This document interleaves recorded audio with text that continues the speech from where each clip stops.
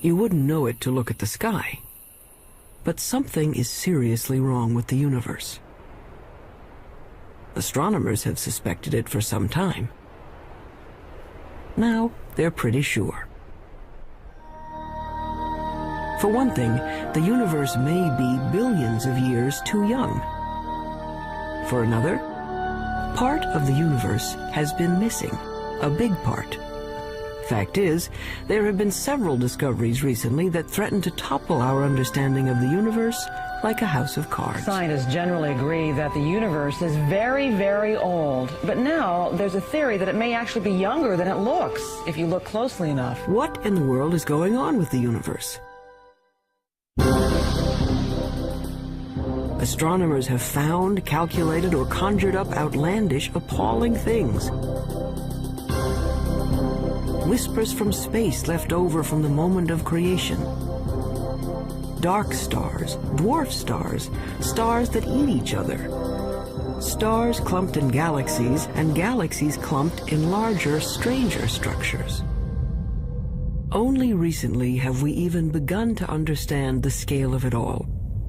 We have discovered things so small. At a 10 millionth of a trillionth of a trillionth of a trillionth of a second is the earliest time we can really talk about. And expanses so vast. That's expanded by a fraction of a million times a trillion times a trillion. The researchers need a special notation. A billion times a trillion degrees. To write out the incredible distances and magnitudes involved in understanding the universe. Suppose we were to begin with Peoria. Peoria is the center of the universe.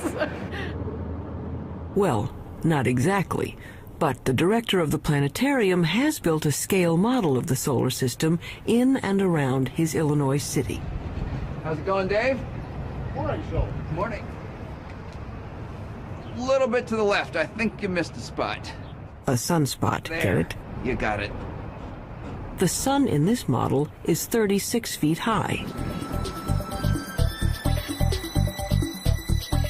Mercury is closest to the sun, of course, just around the corner at the school supply store. On that scale, the Earth is 6 blocks away at the Amoco station. Earth is open 24 hours a day. And Mars is 7 blocks beyond Earth at the TV station. Mars has life, or at least television reporters. Pluto is smaller than a golf ball. It's a full 40 miles out of town. And if you think rural Illinois is empty, try the universe. The 40 miles to Pluto, on Peoria's scale, represent 3.5 billion miles. On the same scale, the nearest star, Proxima Centauri, would be as far from Peoria as the moon. This isn't helping, is it? Okay, forget Peoria. Our sun is bright because it's close, just 93 million miles away. Stars are suns, but farther away. The nearest star is 25 trillion miles away, so far that light from Proxima Centauri, light, the fastest thing in the universe, takes 4 years and 4 months to get here. They say the star is 4 1/3 light years away. Our sun is just one of the billions of stars in the galaxy we call the Milky Way. How far across is the Milky Way? Real far, 100,000 light years. And the Milky Way is just one of some 50 billion galaxies. It's 1 million light years to the nearest galaxies and tens of hundreds of millions of light years just to cross our galactic neighborhood. It has been said that someone looking at the universe is like an ant contemplating a skyscraper times 1 billion. So what human beings have done is bring the lights in the sky down to Earth. They've personalized the stars and named them like they name dogs and horses. This grouping of stars in the southern sky is known as Orion. The shepherds in ancient Crete decided it looked like a hunter armed with a club and carrying a shield made of lion skin. Cretan shepherds had great imaginations. do we know what we know today about the universe? Well, we've been trying to understand it for a long time. The awful majesty unveiled by night has, down the ages, stirred us to wonder and worship. Prehistoric astronomers used elaborate monuments to mark the sunrise and the sunset. By 300 BC, Aristotle taught there were transparent globes around the Earth, on which were mounted the sun, moon, planets, and farthest out, a sphere studded with little stars. As late as the 16th century, most still believed the Earth was the center of the universe. There were a few people, like Copernicus, who thought the Earth circled the sun, but not many. Then, in 1608, an Italian named Galileo heard that you could make a spyglass with two lenses in a tube. He built one and aimed it up. It was not until Galileo perfected the telescope around 1610 and pointed it at the Milky Way that he was able to say that the Milky Way was just millions of stars. And if you take a pair of binoculars on a clear night and look at the Milky Way, you'll just see that it's nothing but stars and clusters of stars. Galileo's telescope magnified things about as much as a pair of binoculars, but that was enough. He saw that Venus had phases like the moon, that the sun had spots on it, and that the moon had mountains, and that Jupiter had 4 moons. Aristotle's perfect crystalline spheres were shattered, and the universe stopped being simple. And there were other strange things out there. Remember Orion?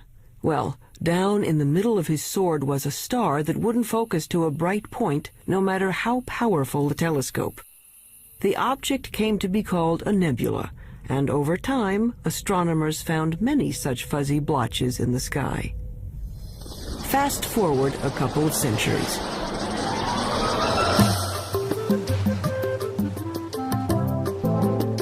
By 1924, the big astronomical telescopes had mirrors as well as lenses to concentrate the light.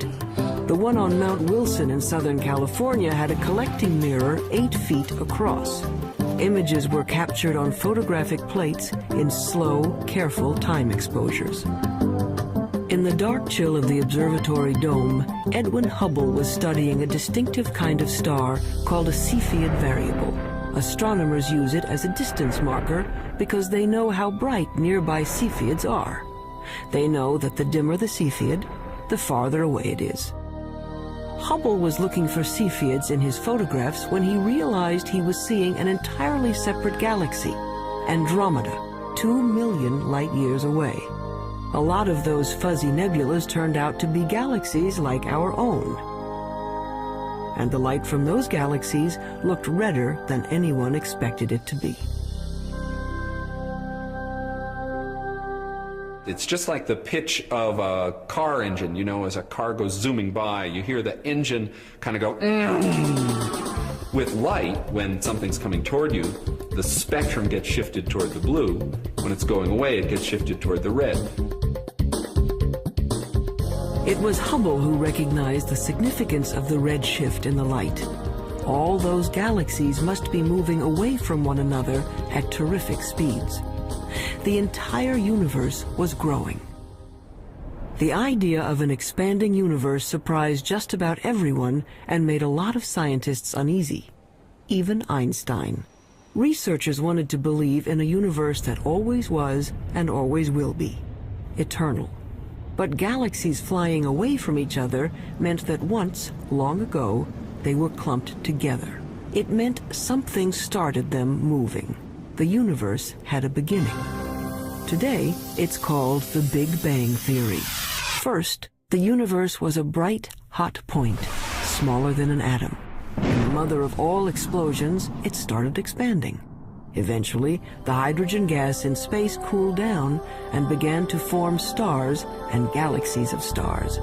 Galaxies flying outward, surfing along on the expansion of space itself. So now we can calculate the age of the universe. It's the kind of mathematics you do on a motor trip. If your speed is 30 miles an hour and you've traveled 60 miles, you can figure you've been traveling for 2 hours. The red shift tells us the speed of stars, and the milestone Cepheid stars tell us how far they've traveled. When astronomers divide it out, it says the Big Bang happened 15 to 20 billion years ago. Long ago and far away. So who cares? Well, we're answering one of the most fundamental questions that human beings can pose, and that is, how old is the universe that we live in? How did it begin? And what's its evolution? Those are major questions. Those are major philosophical questions, questions that religions have touched on, philosophy has touched on, physics is touching on, mathematics is touching on. And the people who are eventually going to come up with what is going to be accepted to be the right answer will make history of a kind. They will have contributed significantly to human knowledge. That, I think, is why it's such an important set of questions. And there's been a growing sense, as the millennium approaches its end, that the right answer is on the tip of our tongues, so to speak.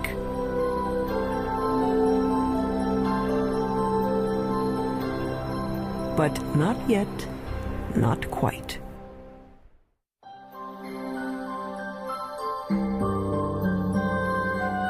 Today's stargazers usually head for the hills. Hawaii's Mauna Kea, the Chilean Andes, Arizona's Mount Hopkins. Robert Kirshner works 8,500 feet up, hunting dying stars.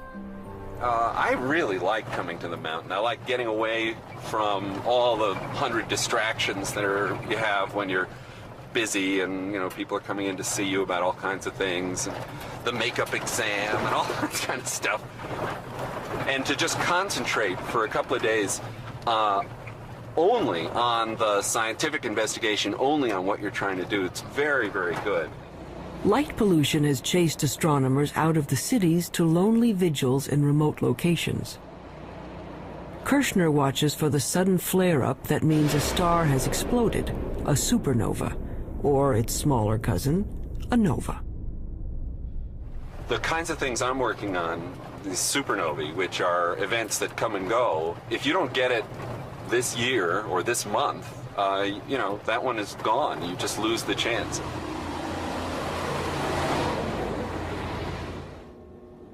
A supernova suddenly outshines its entire galaxy for a few weeks.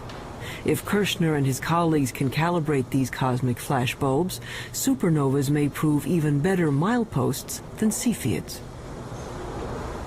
The game now for the supernovae, I think, is to find distant ones and to see if they really are the same as the nearby ones. Then we'll have a reliable tool to map out large-scale structure in the universe, and the supernovae, the Type 1 supernovae, look to me like a really good candidate for that. It's easy to find where supernovas have been. There are clouds of dust and gas in space marking places where stars have blown up. But supernovas are rare. A galaxy of 100 million stars might have one exploding star every 100 years. So Kirshner watches and waits. Well, the heroic age of observing has really passed. It used to be that you would be outside the whole night long, instead of sitting in a control room where a television brings the signal in and you're operating on a computer keyboard. 24, okay, get the CCD in the right mode. It's hard staying up all night. Good. But there's a kind of sense of adventure to it that is a little bit like being a kid and lying out in the snow and kind of figuring out the constellations. Some of that is good for you, too. Yeah, fine. Breaking in the cookies already. Oh, I can have a cookie if I You want. have 10 hours to go. Look at all those cookies. I have one every half hour. I'll need the whole. In this era of digital cameras and electronic light amplifiers, men are still watching the skies and craftsmen are still grinding telescope mirrors. Like this 21-foot monster under construction at the University of Arizona. But one thing hasn't changed much in 400 years. astronomers are still battling their ancient enemy, the air.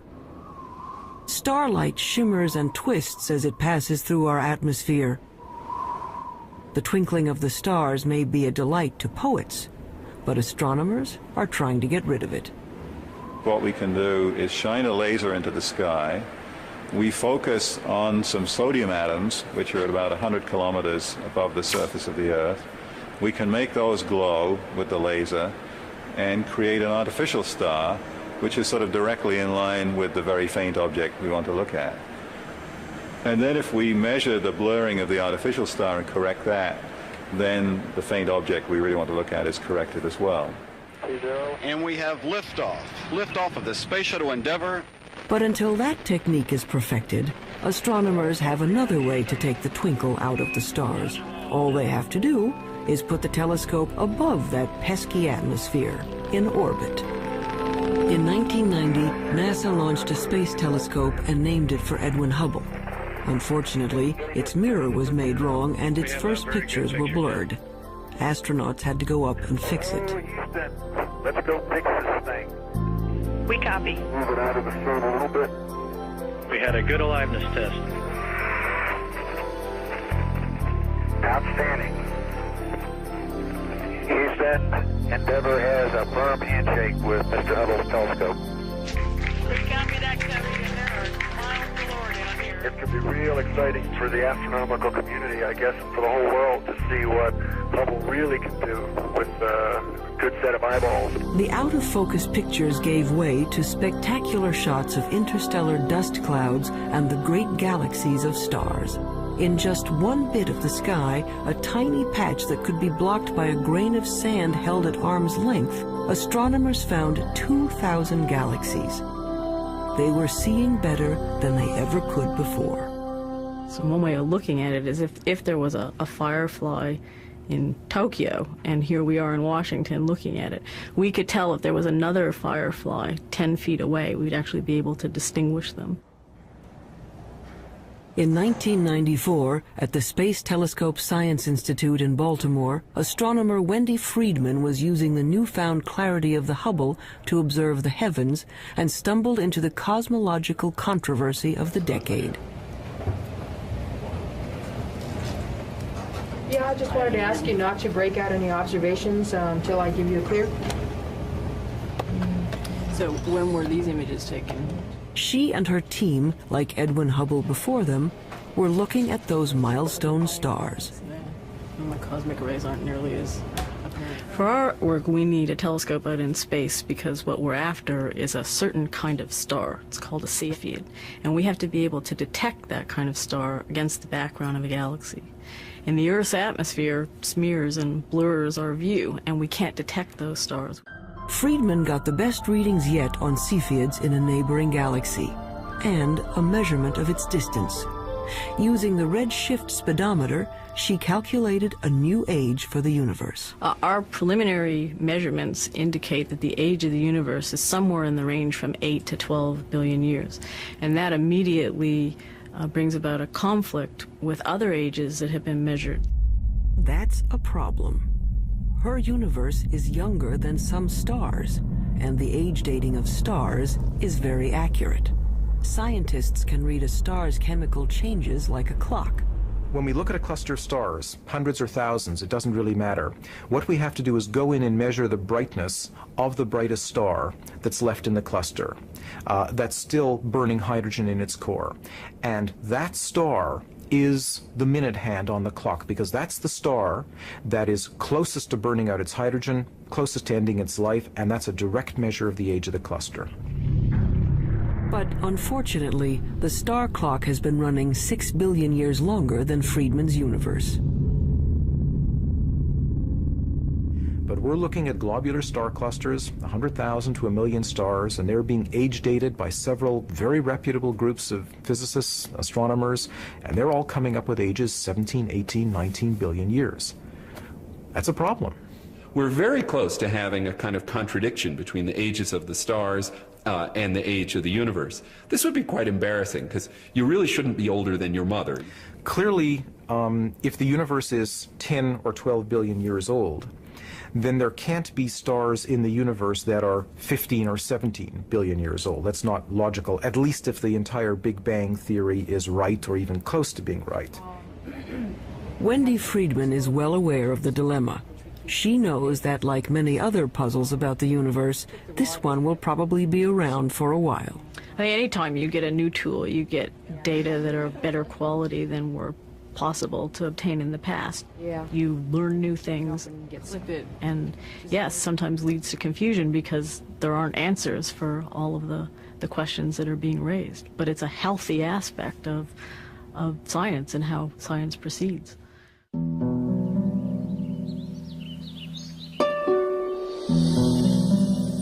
There's more to the universe than meets the eye.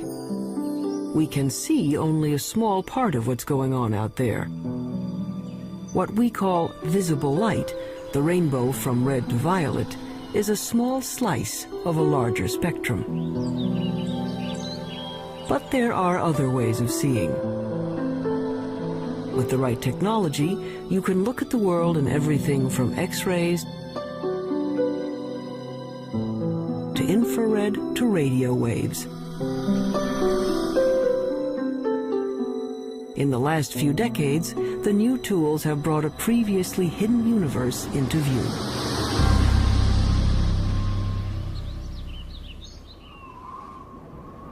Take the sun. Nothing to do but roll around heaven all day, right? But by using the X-ray part of the spectrum, astronomers can see the sun is a very busy place. Pictures made by X-ray detectors show there's a cauldron of nuclear reactions boiling beneath its surface. Using film sensitive to ultraviolet, we can see great plumes of superheated gases rising from the sun's surface. Our well-behaved, friendly neighborhood star is a continuing, self-contained thermonuclear explosion. It's a high-energy astronomy where you really see that the universe is a violent place. It's not just made up of these good citizen stars that sit quietly fusing their hydrogen into helium. NASA is looking at the lower end of the spectrum, infrared light. Infrared is absorbed by moisture in the Earth's atmosphere. So infrared telescopes are mounted on planes to lift them above the clouds.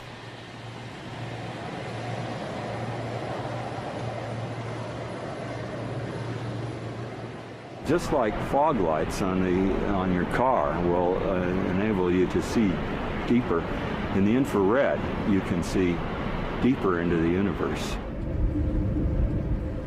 We warm human bodies shine in the infrared. Anything at my temperature in the universe is emitting planets, comets, other bodies.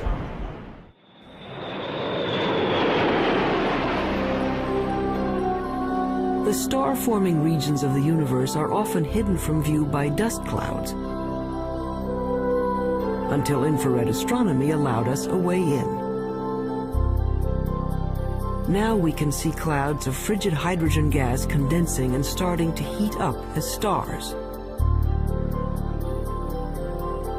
The sky in the infrared is a strange and wonderful place. Once we learned where to look, we could peek into these stellar nurseries and snap some baby pictures. This is Hubble's view of the Eagle Nebula. The bright spots on the edge of these monstrous pillars of gas are brand new suns.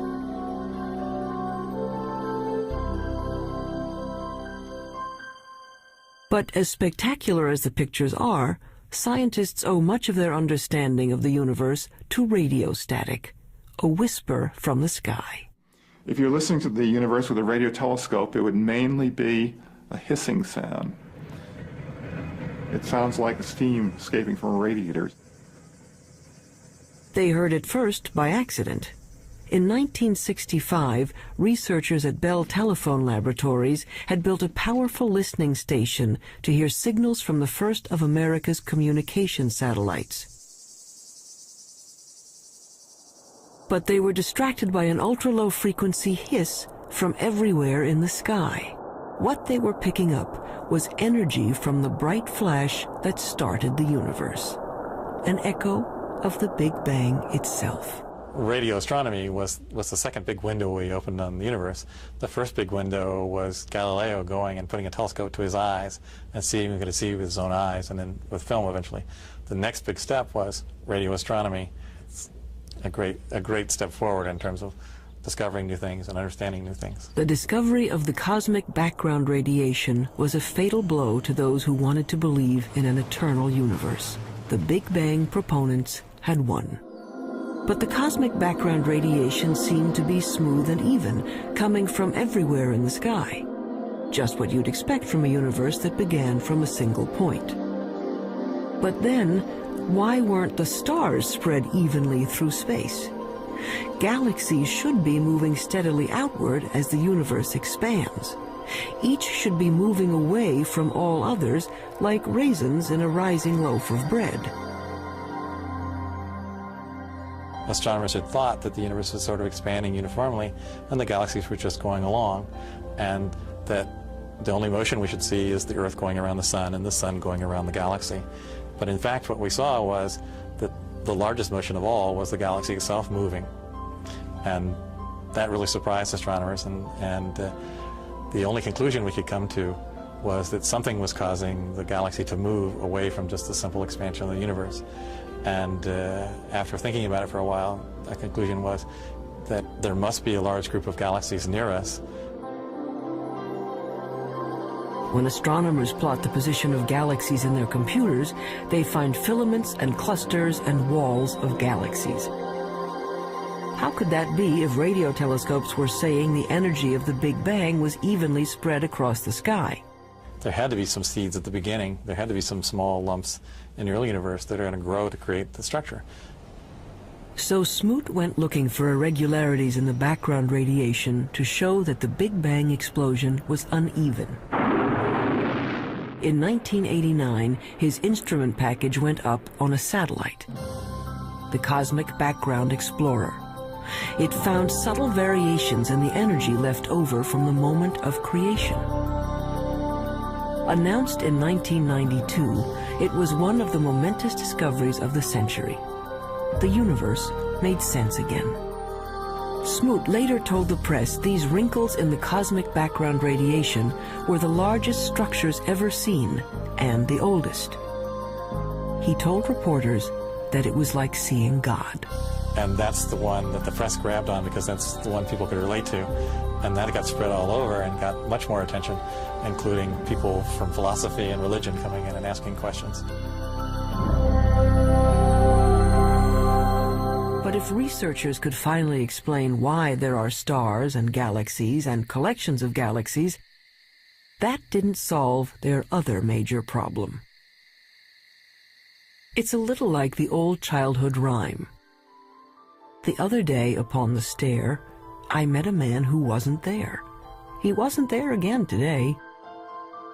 Oh, how I wish he'd stay away. The problem is that we know that at least 90% of the universe is something we don't know what it is. In the late 1970s, astronomer Vera Rubin and her associates noticed something peculiar on the outer edges of spiral galaxies like our own. Like flotsam caught in a whirlpool, stars on the fringes of galaxies should be moving more slowly than stars at the center. But what Rubin saw appeared to defy the laws of physics. The stars on the edge were moving just as fast as those in the middle. We live, sort of 2/3 of the way, we being the Earth, about 2/3 of the way out from the center of our galaxy, and we're orbiting at 500,000 miles an hour. That's pretty fast. Faster than it should be. Such velocities could only be caused by an enormous gravitational pull, which requires more matter than anyone had detected out there. A lot more. It was a shock to learn that when we were studying the universe, we really weren't studying the universe. We were studying just the 5 or 10% of it that was luminous. So it's like, I don't know, trying to study the Earth and just looking at Pennsylvania. All the things we have ever observed in the universe, the planets, the stars, the galaxies, the clusters of galaxies, make up 10% of the universe, maybe less. Early efforts to track down the missing matter failed.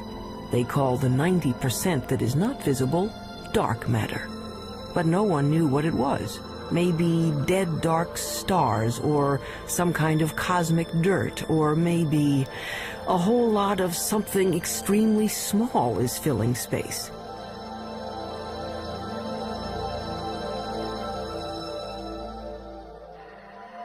Subatomic particles called neutrinos might make up part of the missing mass, but not enough. Scientists went looking for other candidates. Daniel Snowden Ift theorizes that dark matter may be made of something physicists have taken to calling WIMPs, short for weakly interacting massive particles.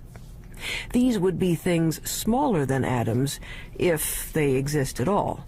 The only way to detect them would be to look for their footprints. It's kind of like a ghost particle. It passes through matter without ever interacting with it, or I should say hardly ever interacting with it. Every once in a while, a WIMP will come in and bump an atom out of wherever it's sitting, and that's the only indication that we would have that WIMPs exist.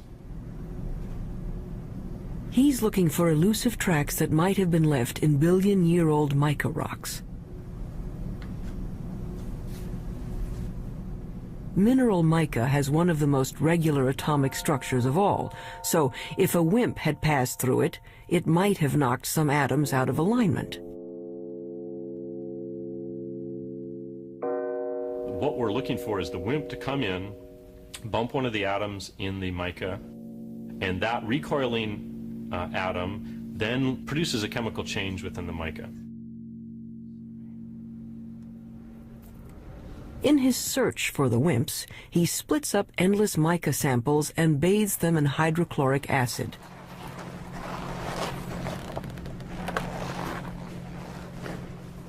It's a little bit like developing a photograph. The etched mica goes under a super microscope, which magnifies it 50 million times. Mica may be the perfect place for clues to the missing mass. Unfortunately, to date, Daniel Snowden Ift hasn't found any WIMPs. Researchers stunned a 1996 meeting of astronomers when they announced they had found the dark matter, or at least some of it. They had picked up ripples in starlight caused by dwarf stars too dim to be seen directly. A halo of these objects surrounding galaxies would account for the missing part of the universe. To bug the physicists looking for WIMPs, the astronomers call these tiny dense stars machos, massive compact halo objects. The research to confirm the mysterious source of gravity goes on. I would like to think that in 10 years we know what the dark matter is, but I wouldn't bet very much money on it. But advances usually come in very surprising ways.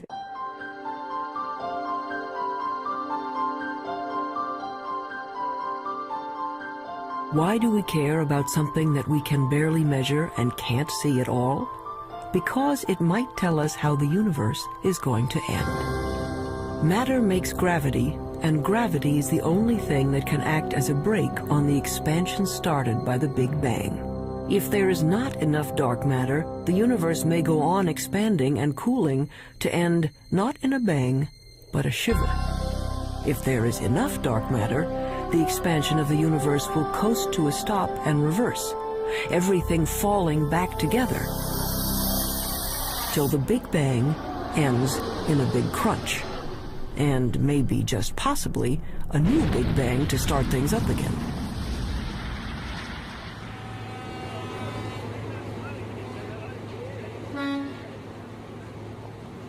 Albert Einstein, among other things, revolutionized the way we think about good old gravity. Astronomers generally only talk about one force, and that's gravity.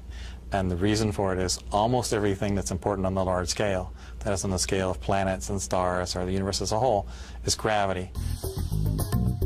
From Einstein, we know that the gravity that pulled Newton's apple down from the tree isn't a kind of magnetism.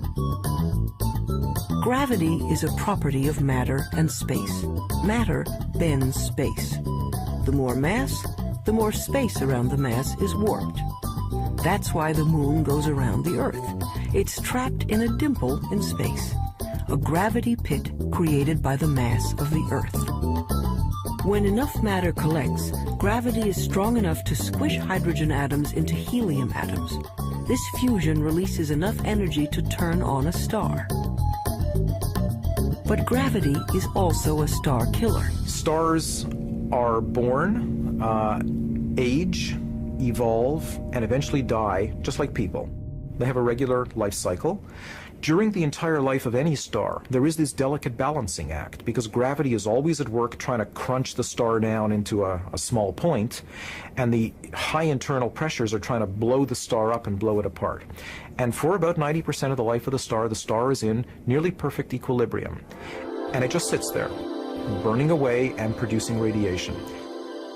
But when the fuel is gone and the fires go out, gravity is free to collapse the star. A medium-sized star like our Sun will burn steadily for 10 billion years. Then, in a kind of cosmic spasm, it will puff up to engulf the inner planets before collapsing into one of those white dwarf stars. A star twice the mass of our Sun would collapse even farther, ending up as a super-dense star the size of New York City, a neutron star. A teaspoonful of stuff from a neutron star would weigh 100 million tons. But what happens to a bigger star when its fires die down? Say a star 50 times the size of the Sun. It may blow up as a supernova, leaving a neutron star, but then it keeps on shrinking to infinity. An infinitely small point with a gravity so powerful that not even light can escape. There's no there. It's a black hole. And the analogy that we have to space being stretched by the material is you have a rubber sheet and you put a ball on it and it causes a dent. Put a heavier ball, it'll cause a deeper dent. If you put a heavy enough ball, it'll just tear through the rubber sheet altogether. If you force too much matter into a limited amount of space, it'll just tear space like tearing the rubber sheet. You can be forgiven for thinking a black hole is some sort of weird science trick. An infinitely small, invisible star defies common sense. It's what happens when you use mathematics as your lens on the universe. But out here on the high desert of New Mexico, they've found that black holes do exist outside of equations. 27 giant radio dish antennas, each 80 feet wide, are positioned over 13 miles to form a single huge radio telescope. They call this very large array of antennas the VLA, which stands for the Very Large Array of Antennas. James Moran is one of the world's foremost radio astronomers. The VLA has had a tremendous impact over the last 15 years. It's very important because it has tremendous versatility. This technique of radio interferometers was developed after World War II, but this is the first really big array. Dust obscures light rays, but this instrument can penetrate that dust because radio waves go right through the dust, and we can see down to the core of things that can't be seen in optical astronomy, for example. It turns out that a black hole can create radio signals as it sucks in matter. The signals can show up as a beam of microwaves, a microwave laser, or maser. Why you would find a maser in a black hole is a complete mystery. I don't think anybody would ever have predicted this. What we have found is that there's actually a very light molecular cloud in a disc shape. My friends refer to it as the maser frisbee. We didn't go looking there hoping to find something coming out of a very compact region around the black hole. It just plopped onto our computer printouts.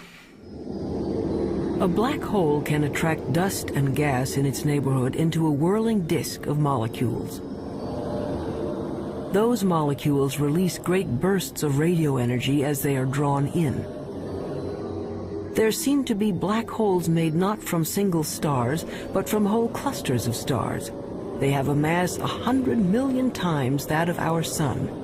But these monsters are still infinitely small points, capable of gobbling up other stars.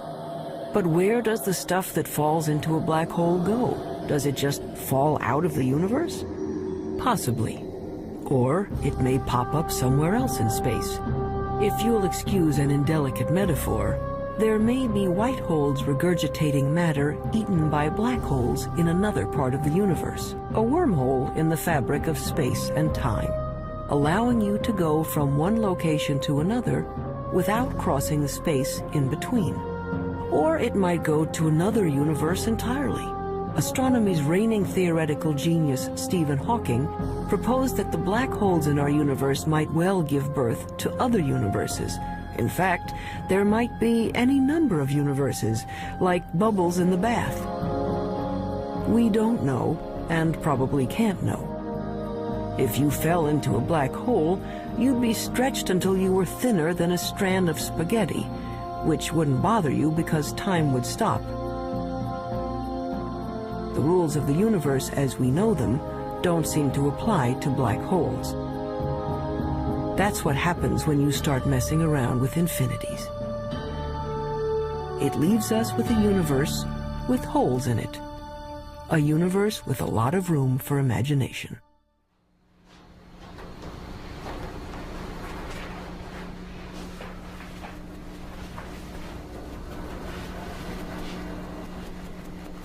On the sound stages of Paramount Pictures, a spin-off of one of the most durable shows in television history,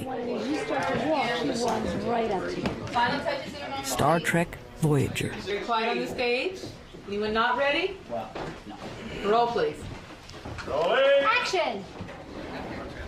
I want a full systems report. And Mr. Kim, Mr. Tuvok, I want every iota of information that was recorded regarding this phenomenon. Let's see what you have, Mr. Kim. There. It's registering only on subspace bands. We don't even have it on long-range sensors yet. Verteron emanations. Tunneling secondary particles.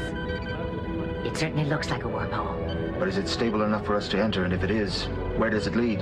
There is, of course, a 75% chance a wormhole will not lead to the Alpha Quadrant. Great. Changing Jennifer's mark. That'll be Jennifer's mark. Yes, I gave that to her. I changed it. Real-world astronomers have confirmed now there are planets circling other suns. The problem is, we can't get to these other worlds in any reasonable amount of time. 20th century physics says nothing can go faster than the speed of light. You want to black wrap that? Sure, go ahead.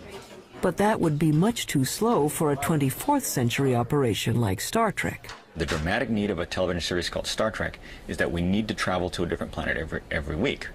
So Gene Roddenberry said, well, okay, we're going to have something that he called warp drive, which somehow warped space and let us travel through subspace. How does this work?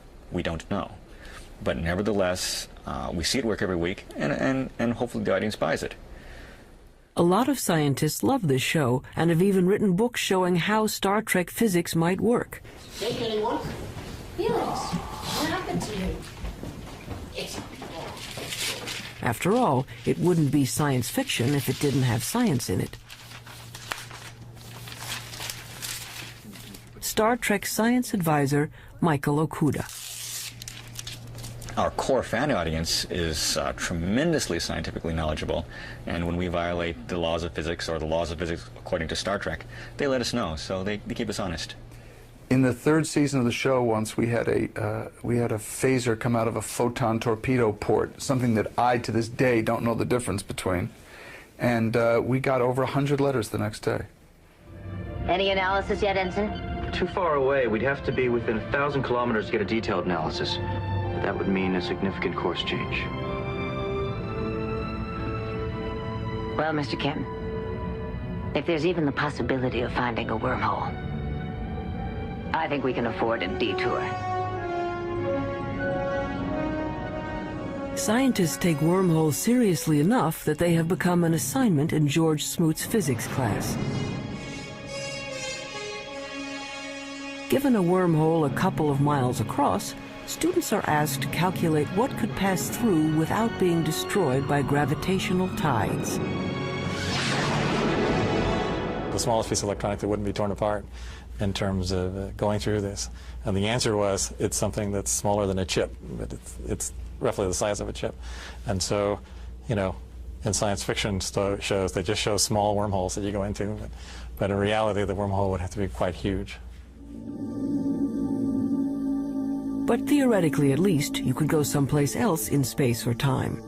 As far as physics goes, a wormhole is a loophole in the laws of the universe.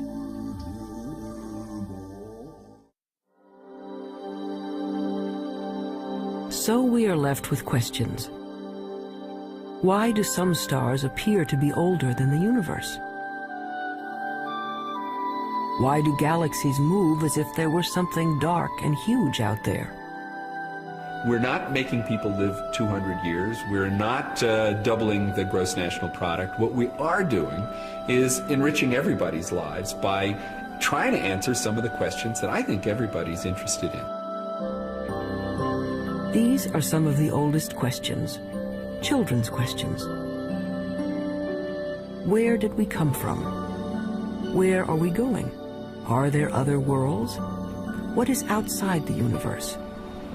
What happened before the universe started? What happens after the universe ends? You want to find out, well, where does science end and where does philosophy take over? And it's not clear where they do. Modern astronomy is a young subject, and each time we get a new and better tool for looking into the void, we find surprises. More and more data that doesn't quite fit. And I think it's portrayed as if the field is in total confusion and chaos, and I think very often it appears that way at the forefront when things are not understood and there are unsolved problems. But progress is being made. The fact that we're able to take these subtle clues, that things you can barely measure with the biggest, most sophisticated instruments, and figure out that they are telling you about what the universe was like 15 billion years ago, I think that's a terrific thing. Why does the universe exist? Given the fact that it does exist, the fact that it is as exquisitely beautiful, as exquisitely tuned as it is, that it works as astonishingly well as it does, and that we, very tiny creatures on a rather remote planet, not in any special place in the universe, have been able to evolve in this universe and sense the universe, the entire universe around us, that we can sense that there are things out to 15 billion light years away from us. That to me is just a mind-boggling concept. We are the only star in the universe that we know about that has life, so perhaps that makes one feel a little more unique and life a little more precious thing, knowing that it doesn't seem to be that common. We are part of the universe. The material that we know, the matter we're made of, started out as atoms produced by exploding stars. I like very much the fact that every atom in our bodies has come from some star. If there were no stars, the universe would be all hydrogen and none of what we know would exist. And that's why it's not an exaggeration to say that human beings are stardust, because the iron in our blood and our hemoglobin and the calcium in our bones and all the other heavy elements in our body were created in supernova explosions. So in our quest to understand the universe, we come back to ourselves. If we are made from the elements of stars, aren't we then, in a way, the universe trying to understand itself? It's not quite what the ancients were talking about, but maybe we're in the center of the universe after all.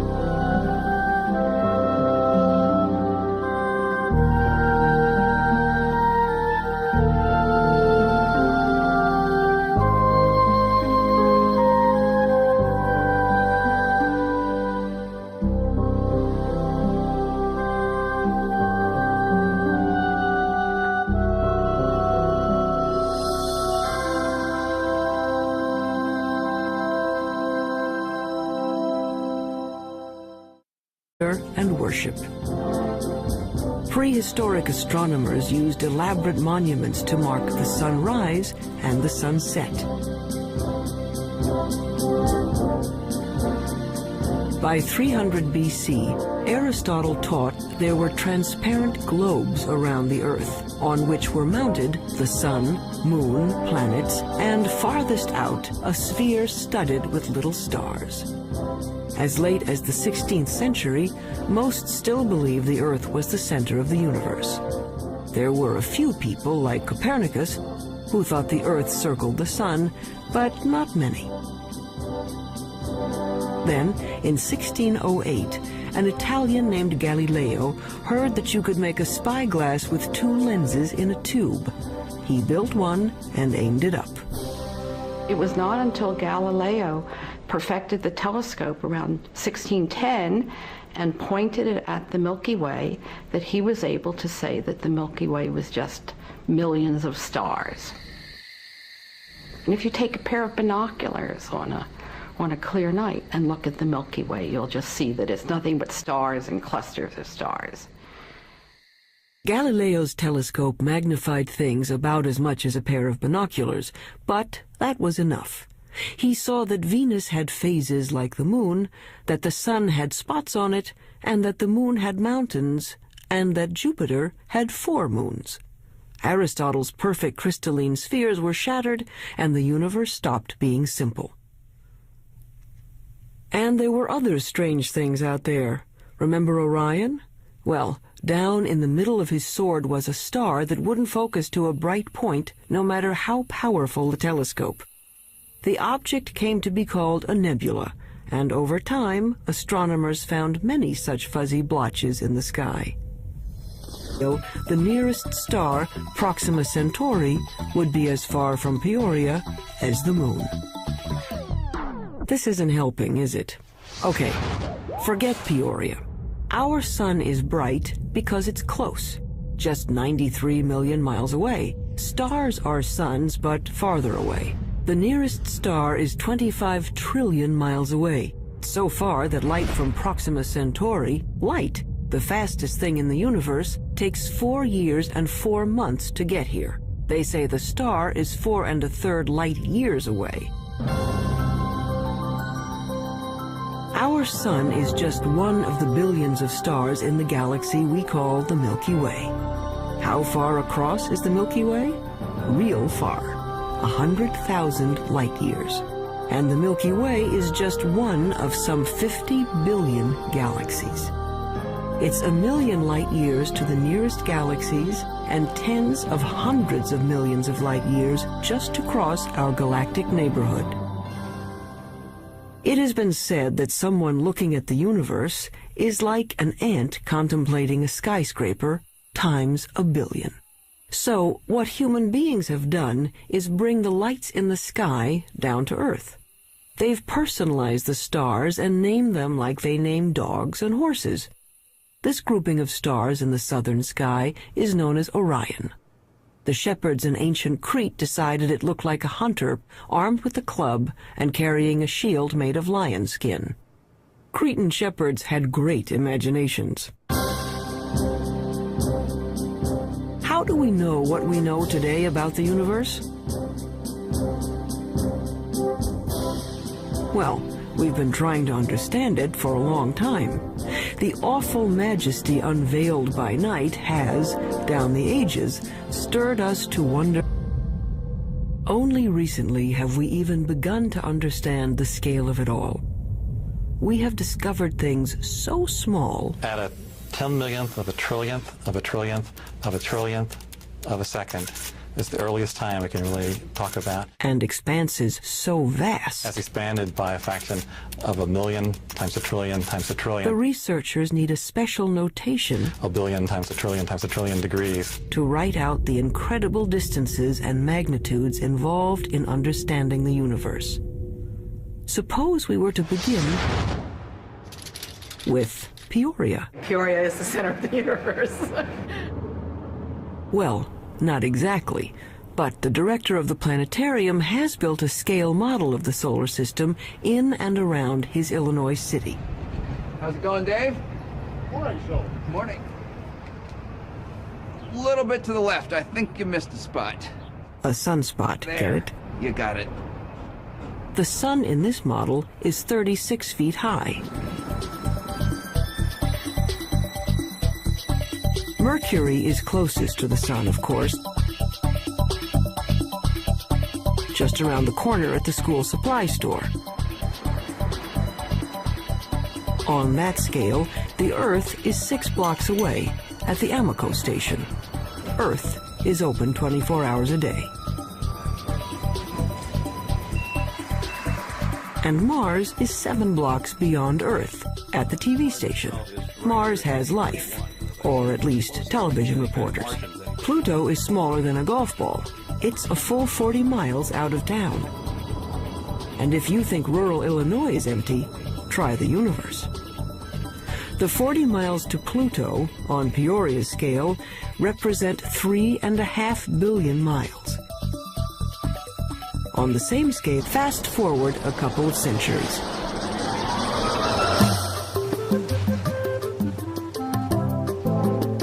By 1924, the big astronomical telescopes had mirrors as well as lenses to concentrate the light.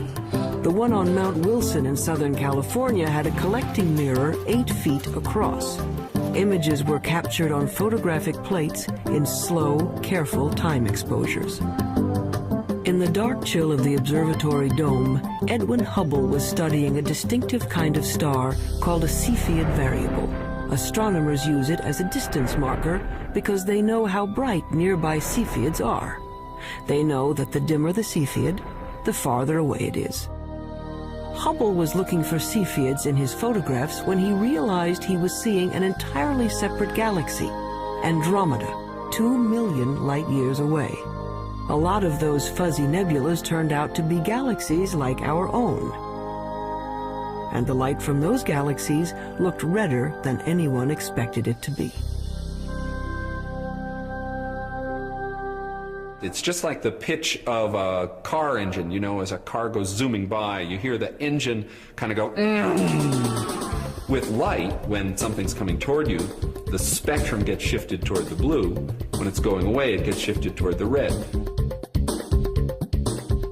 It was Hubble who recognized the significance of the red shift in the light. All those galaxies must be moving away from one another at terrific speeds. The entire universe was growing. The idea of an expanding universe surprised just about everyone and made a lot of scientists uneasy, even Einstein. Researchers wanted to believe in a universe that always was and always will be, eternal. But galaxies flying away from each other meant that once, long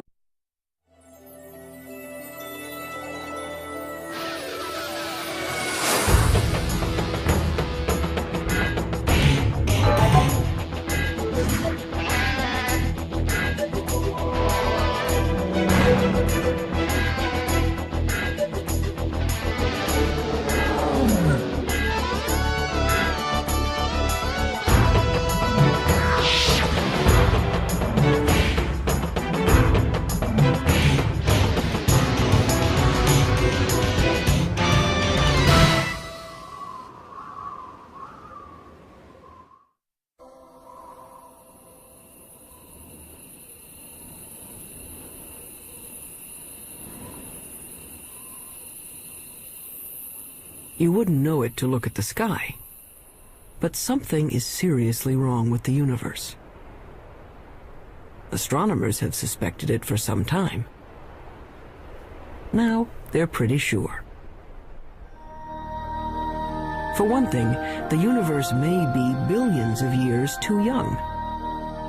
For another, part of the universe has been missing, a big part.